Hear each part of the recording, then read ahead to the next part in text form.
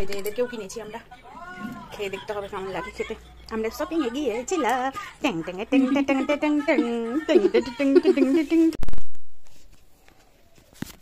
Good morning বন্ধুরা, good morning বলো।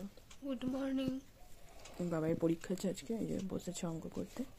আমি একটু বাসি ঘরটা ঝাড় দিয়ে নিই, তারপরে মুখ ধোবো, ও মুখ ধোবে, খাবার দাবার দেবো, তারপরে স্কুলে যাবে। বাবা এখন টিফিন করছে, হরলিক্স আর বিস্কুট খাচ্ছে। এবার স্কুলে ড্রেস পরে স্কুল চলে যাবে।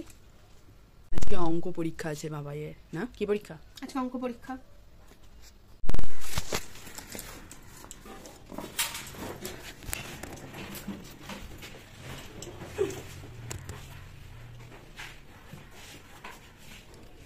আজকে বানাবো চানা মশলা। এই যে পেঁয়াজ কুচি কুচি করে কেটে ভেজে নিচ্ছি। চানা এদিকে কাবলি চানা সেদ্ধ করে রেখেছি লবণ দিয়ে আর হালকা হলুদ। একটু আলুও দেবো, আলু এই যে কেটে নিয়েছি, টমেটো কুচিয়ে নিয়েছি। অর্ধেকটা বেশি ভাজা ভাজা হয়ে গেছে, এই অবস্থায় আলুটা দিয়ে দিলাম। এবার আলু আর পেঁয়াজ একসঙ্গে একটু নাড়াচাড়া করতে করতে তাহলে পেঁয়াজটা বাকিটা ভাজা হয়ে যাবে, আলুটাও একটু ভাজা হয়ে যাবে। ছোলাটা জলটা ঝরিয়ে নিলাম, কারণ হলুদ দিয়ে সেদ্ধ করা হয়েছিল, জলটা ঝরিয়ে দিলে তাহলে এক্সট্রা হলুদের গন্ধটা তরকারি খেতে দেবে না।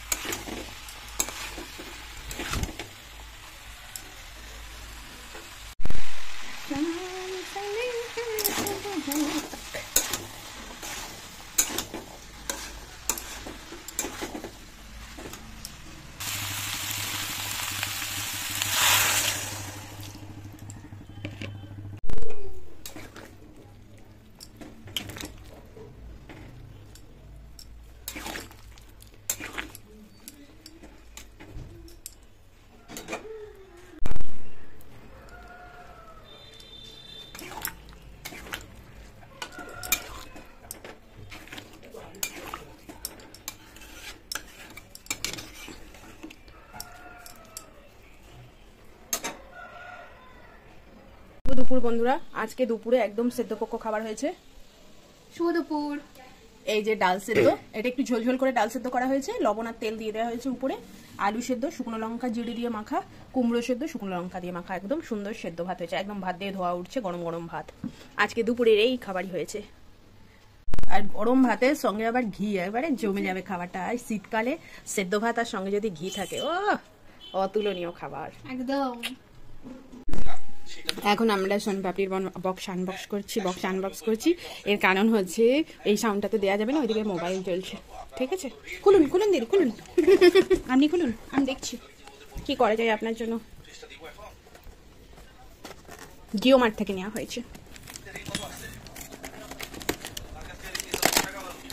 এবার ভেতর থেকে এরকম একটা বেরোবে। কি সুন্দর প্যাকেটটা,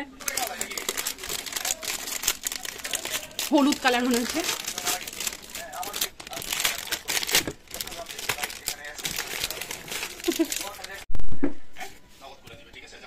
এই যে একটা তোর একটা আমার, ঠিক আছে। এই যে এদেরকেও কিনেছি আমরা, খেয়ে দেখতে হবে কেমন লাগে খেতে। আমরা শপিং এ গিয়েছিলাম। কোনটা বেশি টেস্টি?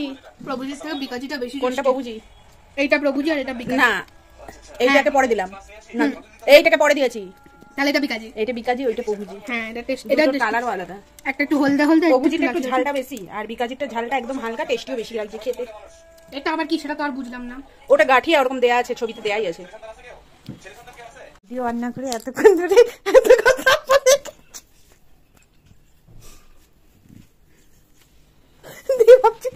কি ব্যাপার, কিছু হচ্ছে। এখন সন্ধ্যেবেলাতে আমরা মুড়ি খাবো। টমেটো পেঁয়াজ ধনেপাতা কেটে নিয়েছি। এইদিকে এই যে ভেজিটেবিল চপ আছে, পকোড়া আছে, এখানে আলুর চপ আছে। ভেজিটেবিল চপের জন্য স্যালাড দিয়েছিল, সেটা দিয়ে এই যে বাবাই আলু ভাজা, চপ আর স্যালাড, আর আমার এই কুচো পেঁয়াজ থেকে একটু পেঁয়াজ নিয়েছে। ও মুড়ি খাচ্ছে ওইদিকে আলাদা, কারণ ওই ধনেপাতা টমেটো এইসব দিয়ে ও মুড়ি মাখা খাবে না। তাহলে এখন আমরা মুড়ি মাখাই। মুড়ি মাখবো এবার। চপ দিয়েছি, সর্ষের তেল দিয়েছি, অল্প আচারের তেল দিয়েছি। পুরোটা আচারের তেল দিলে টক হয়ে যাবে, তাই পুরো আচারের তেল দিইনি, আমি একদম টক খেতে পারি না। এই যে মুড়ি মাখবো, এরকম করে চটকে চটকে মুড়ি মাখতে হয়। এই হাঁচছিস কেন রে? উফ খুব গরম, দেখা যাচ্ছে না। এই যে মুড়ি মাখা হয়েছে, এরকম দেখতে হয়েছে মুড়িটা, ভালোই সুন্দর দেখতে হয়েছে মুড়িটা।